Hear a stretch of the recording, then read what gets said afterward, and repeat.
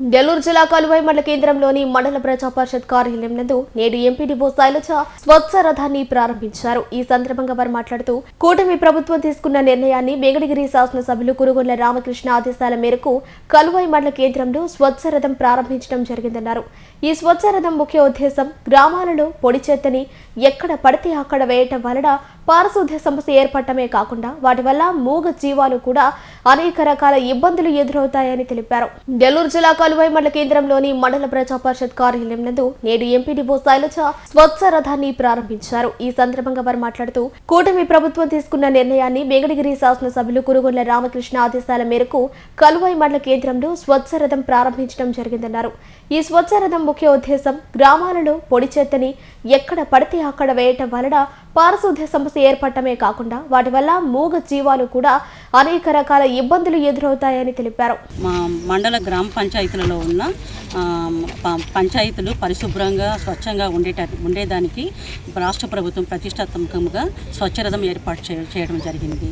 ఈ స్వచ్ఛరథం వల్ల మనకి ప్రతి పంచాయతీలో పొడి చెత్తను సేకరించి దాన్ని మనము ఆ పొడి చెత్తను స్వచ్ఛరథం ద్వారా అన్ని ఇస్తే మనం అన్ని తీసి ఆ పొడి చెత్తకు సంబంధించిన ప్లాస్టిక్ కవర్స్ కానీ ప్లాస్టిక్ డబ్బాలు కానీ ఇంకా పేపర్లు కానీ అట్ట కవర్లు కానీ అవన్నీ తీసుకొని భద్రపరిచి అప్పుడు స్వచ్ఛరథము అక్కడ ఇంటి దగ్గరికి వచ్చినప్పుడు అవన్నీ ఇచ్చి మీరు మీ నిత్యావసర వస్తువులు తీసుకోవడానికి అందించడానికి వస్తుంది. కాబట్టి అందరూ ప్రతి ఒక్కరూ ఈ కార్యక్రమం సద్వినియోగం చేసుకొని దీన్ని ప్రతి ఒక్కరూ కృషి చేయవలసిందిగా కోరుచున్నాం. కలువై మండల కేంద్రంలో ప్రభుత్వ అధికారులు మండల ఎంపీడీఓ గారి సహకారంతో స్వచ్ఛ రథాన్ని ప్రారంభించడం జరిగింది.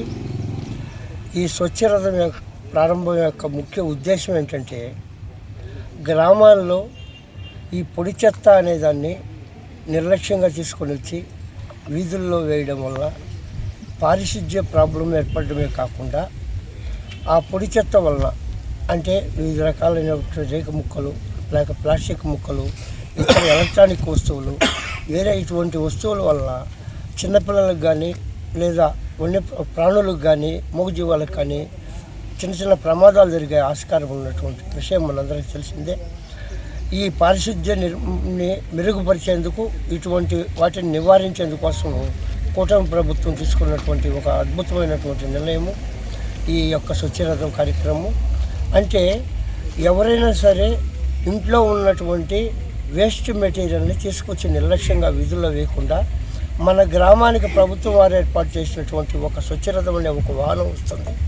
ఈ పొడి చెత్తను వాళ్ళకి అందిస్తే దానికి ప్రతిఫలం కూడా మనకిస్తారు అనేటటువంటి ఆలోచన ఈ ప్రజల్లో వచ్చినప్పుడు తప్పకుండా వారు ఆ పొడి చెత్తను నిర్లక్ష్యంగా వీధుల్లో వేయకుండా వారు నిల్వ చేసుకుని ఉండి ఎంపీడీఓ గారి ఆదేశాల మేరకు స్వచ్ఛ రథాన్ని నిర్వహించేటటువంటి వ్యక్తి నెలకి 25 రోజులు మండలంలో ఉన్నటువంటి ప్రతి గ్రామాన్ని విజిట్ చేసే కార్యక్రమం ఒకటి రూపొందించబడుతుంది.